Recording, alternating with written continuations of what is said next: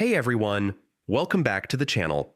If you're a small business owner or bookkeeper looking to close your books accurately, today's video is just for you.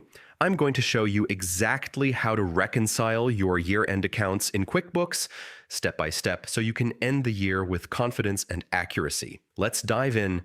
The first step in a successful year-end reconciliation is gathering all your financial statements. This means collecting every bank and credit card statement for the entire year. These statements are your source of truth, so make sure they're complete and accurate.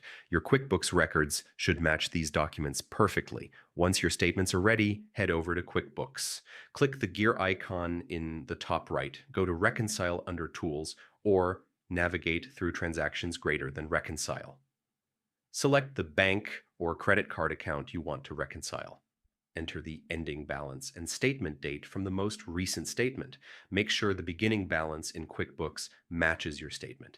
If it doesn't, you'll need to adjust it before moving forward. Now comes the core of reconciliation, matching transactions. Compare every transaction on your statement to those in QuickBooks. Check each one that matches the date, amount, and reference number.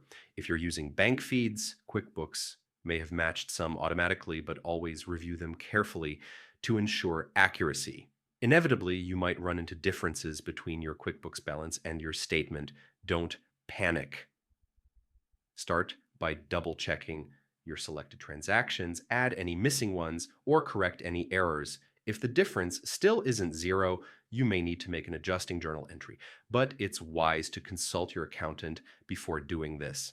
Once everything matches and your difference is zero, click Finish Now and then Done. At this point, it's a good idea to generate your profit and loss report and other year-end reports to confirm everything is accurate. Remember, reconcile each month sequentially, because an error in an earlier month can affect all future reconciliations. And that's it. By following these steps, you can reconcile your year-end accounts in QuickBooks confidently and accurately. If you found this video helpful, make sure to like, subscribe, and hit the bell icon so you never miss a tutorial. Thanks for watching, and here's to a clean, balanced year-end.